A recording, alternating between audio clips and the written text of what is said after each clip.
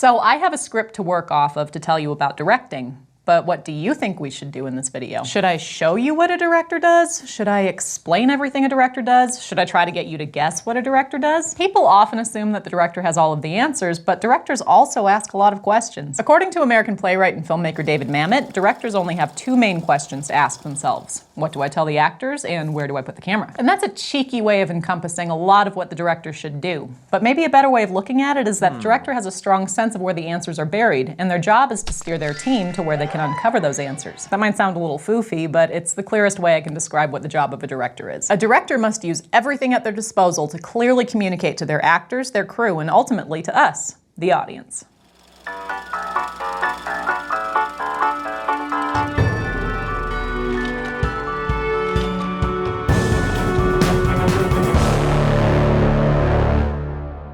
A director's job is to bring their vision to life in the film. So a common misunderstanding is that the actors are just like puppets illustrating the director's ideas. An actor's job is to bring a character to life, and we need actors to think real thoughts and feel real feelings to make the film relatable. A good actor gives a director options by making informed choices about how a character would act in various situations that the script puts them in. We've talked about the language of the camera and how the way shots are framed can help convey a story, but the camera's most important job is to read the character's thoughts. For that to happen, actors have to be vulnerable and think as the character. This is incredibly demanding work, so it's up to the director to ensure that the actors have a safe space to explore their characters and to take risks. And the actor relies on the director to steer them in the right direction. I joked earlier about having you guess what I would say in this video. That's because forcing an actor into a position where they're unsure about how to act in a scene is one way to ruin their performance. If an actor feels like they need to direct themselves in a scene, they won't risk losing themselves in the world of the film, and it'll feel fake. To give an actor the confidence they need to inhabit a character, a director must give clear, actionable directions. What do I mean by that? Well, let's say we're working on a scene about a breakup. A clear, actionable direction could be, since your character has been blindsided by this breakup, you want to keep the other person from leaving the room so you can get answers. The actor receiving this direction now knows that their character has just learned they were wrong about the other character, and they have a goal of keeping the other person there. They know where they're coming from and where they're trying to go.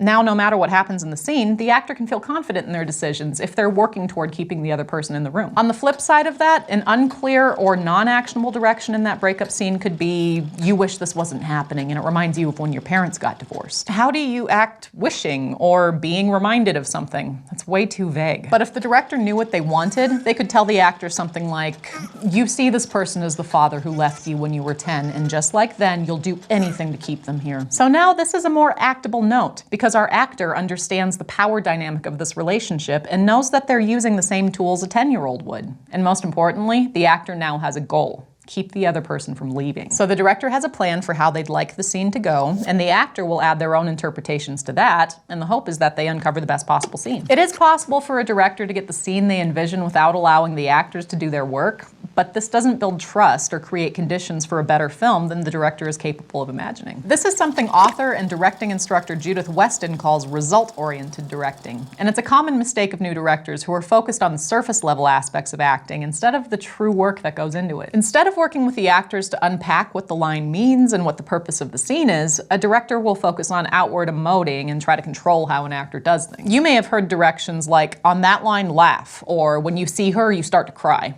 This tells the actor nothing about what their character is actually thinking and feeling. A director might think they're helping the actor by telling them how they should say the line or where they should put emphasis in the line, but this is called a line reading, and it limits the actor to just mimicking the director rather than communicating what the character's feeling. A result-oriented direction will usually give the director what they think they want in that moment, but at a pretty high cost. These directors are only paying attention to what the characters look like outwardly instead of what's going on inside their minds. And when you're working with a good actor who's thinking real thoughts, the camera, and therefore the audience, can pick up on those thoughts. The result will be a deeper, more nuanced performance than when the actor is just pantomiming what the director tells them to do. It's important to remember that filmmaking is collaborative by design, and while the director is the creative leader, insisting the film turn out exactly like the director imagines can severely limit the film. Result-oriented directing can also break trust that's been built between director and actor. After all, if a director can't trust an actor to experiment and discover what's needed from a scene, then why should the actor trust the director? The detrimental shortcut of line readings can be avoided by making time for rehearsal, and rehearsal is a great way for the director and actors to build trust. Some directors, like Sidney Lumet, are subtle about it. Lumet would tell each person where to sit at the first read-through of a script. This made it clear to the actors that he had a plan and was confident in his choices. Directors like Mike Leigh are more overt about building trust in rehearsal. Leigh purposely works with actors who are willing to explore themes and ideas before they even have a script. They work through proposed scenes together, and then Leigh develops a script around what they've uncovered together in the rehearsal process. By the time the cameras are rolling, the actors have been living and growing as these characters, so they know how to approach every scene. From rehearsal to final cut, a director's job always includes guiding the actors in their roles and shaping those performances, but the director also works with every creative department on a film. That's what Mamet calls where to put the camera.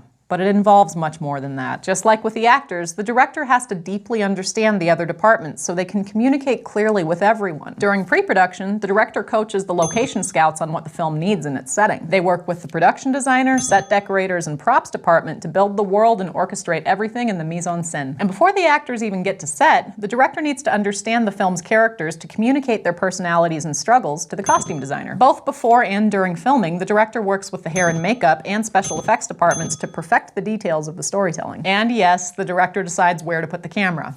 There are an infinite number of ways to make a shot look cool or beautiful, but there's usually one best way to shoot a scene when you remember that every shot should be motivated by what the scene is trying to convey. What's motivating the camera placement and movement can be practical, like if you need to show someone driving, we need to see who it is and also that they're in a car. But how the director decides to use the camera can also help us understand something about the character or the themes of the film more deeply. Starting in pre-production, the director and cinematographer work together to design the shot list. They'll usually work with a storyboard artist to illustrate what the shots will look like and work off the storyboards as a reference. They can do this before locations are nailed down, and it's possible to work on it even before the actors are cast, because what determines how a film is shot is that blueprint we talked about before, the script. Just like every line of dialogue, every shot should convey new information to the audience. We should be able to watch a film with the sound off and still be able to get what's going on. We should be able to know things like who our protagonist is, what they want, what's standing in their way, and how they feel. Once we know what to tell the actors and where to set the camera, there's still one huge job left for the director: post-production. Just like with all the other creative leads, the director needs to communicate the story with the editor and composers in order to tell the best version of the story. The editing process introduces the final layer of discovery for the director. The director is the guiding force in uncovering the answers right up until the final cut. What the best version of the story is depends on the director and the film. While a director leads their team in unlocking that best version, they're also the decision makers. They're holding the whole film in their heads, and actors, cinematographers, designers, editors, and composers are all giving the director options that they think are the right answers for the film. Then, the director chooses which are the best. Depending on the size of the production, the director might not be the one calling action or cut, but the director is always the one who says, "Yes, that's what I want." Today, we explored the director's role as a leader and creative guide for everyone else working on the film. We learned that the director must have a strong vision and be able to communicate it clearly, and we talked about how one of the director's most important jobs is creating a safe space for the rest of the team to do their creative work. One of those people is the cinematographer, who we'll talk about next time. Crash Course Film Production is produced in association with PBS Digital Studios. You can head over to their channel to check out a playlist of their amazing shows, like Eons, PBS Infinite Series, and PBS Space Time. This episode of Crash Course was filmed in the Dr. Cheryl C. Kinney Crash Course studio with the help of these nice people, and our amazing graphics team is Thought Cafe.